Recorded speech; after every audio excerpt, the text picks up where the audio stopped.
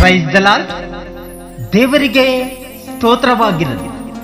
ಈ ದಿನದ ದೇವರ ವಾಗ್ದಾನವು ಕೀರ್ತನೆ 37ನೇ ಅಧ್ಯಾಯ 5ನೇ ವಚನದಲ್ಲಿ, ನಿನ್ನ ಭೂಯಾತ್ರೆಯ ಚಿಂತೆಯನ್ನು ಯೆಹೋವನಿಗೆ ವಹಿಸಿಬಿಟ್ಟು ಭರವಸೆದಿಂದಿರು, ಆತನೇ ಅದನ್ನು ಸಾಗಿಸುವನು.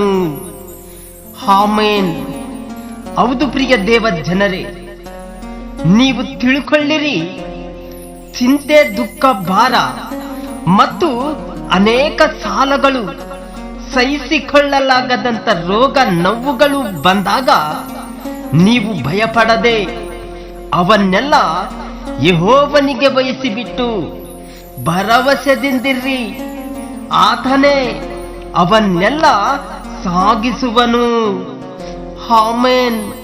ಪ್ರಿಯ ಸಹೋದರನೇ, ನೀನು ಯಾವುದನ್ನು ಸಂಕಲ್ಪಿಸಿಕೊಳ್ಳುವಿಯೋ ಅದು ನಿನಗೆ ನೆರವೇರುವುದು. ಬೆಳಕು ನಿನ್ನ ಮಾರ್ಗಗಳಲ್ಲಿ ಪ್ರಕಾಶಿಸುವುದು. ಭಯಪಡಬೇಡ, ಏಕೆಂದರೆ ಆತನು ನಿನ್ನ ಇಷ್ಟಾರ್ಥವನ್ನು ನೆರವೇರಿಸಿ ನಿನ್ನ ಎಲ್ಲಾ ಸಂಕಲ್ಪಗಳನ್ನು ಸಫಲ ಮಾಡುವವನು ಆತನೇ. ಅದಾದ್ದರಿಂದ ನೀನು ಚಿಂತಿಸಬೇಡ, ಯಾವುದಕ್ಕೂ ಭಯಪಡಬೇಡ, ಏಕೆಂದರೆ ನೀನು ಇಟ್ಟಿರುವ ಭರವಸೆಯು ಈ ಲೋಕದಲ್ಲಿ ಜೀವಿಸುವ ಜನರ ಮೇಲಲ್ಲ, ಪರಲೋಕದಲ್ಲಿರುವ ನಿಮ್ಮ ತಂದೆಯಾದ ಯೆಹೋವನ ಮೇಲೆ ಎಂಬುವುದು ನಿನಗೆ ತಿಳಿದಿರಲಿ. ಏಕೆಂದರೆ ಆತನು ನಿನ್ನ ಭರವಸೆಗೆ ಬಹುಮಾನವನ್ನು ಕೊಡುವನು. ಆಮೆನ್.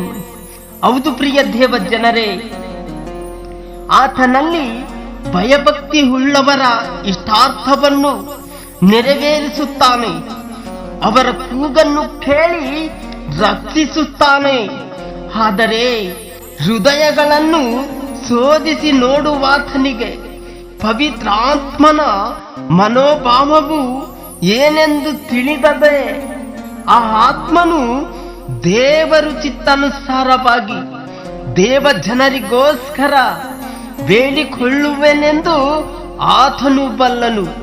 ಅದಾದ್ದರಿಂದ ನೀವು ಆತನ ಹೆಸರಿನಲ್ಲಿ ಏನೇನು ಬೇಡಿಕೊಳ್ಳುವಿರೋ ಅದನ್ನು ನೆರವೇರಿಸುವನು. ಆಮೆನ್. ಘನತೆಗೆ ಯೋಗ್ಯನೇ ಸರ್ವಲೋಕಕ್ಕೆ ದೇವರೇ, ಘನತೆಗೆ ಯೋಗ್ಯನೇ ಸರ್ವಲೋಕಕ್ಕೆ ದೇವರೇ.